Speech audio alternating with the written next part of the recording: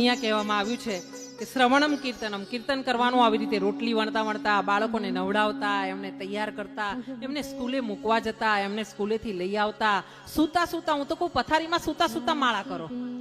ક્યાંય ના નથી. હિન્દુ ધર્મમાં હા, તમે જો એક જગ્યાએ બેસીને, આસન પર, મંદિરમાં બેસીને, કોઈ સારી જગ્યાએ, શુદ્ધ જગ્યાએ બેસીને નામ સ્મરણ કરશો તો અનુષ્ઠાન ગણાશે, એનું ફળ અનેક ગણું મળશે. પણ જો તમારે આ શક્તિ નથી, સમય નથી, હા, સંજોગ નથી બનતા, તો પથારીમાં સુવા જાવ ને ત્યારે પણ એક માળા લઈને એક માળા કરી લેવાની, સાચા મનથી. હો, પણ એ મન એવું રાખવાનું કે માળા કરો ને ત્યારે પછી માળા જ. પછી એવું નહીં વિચારવાનું કે પેલું કામ રહી ગયું, દૂધ બહાર રહી ગયું છે, ફ્રીજમાં મૂકવાનું બાકી છે, એ દૂધ બગડવું હોય તો બગડી જાય. માળા પહેલા થવી જોઈએ. અને પછી એનો ચમત્કાર જુઓ.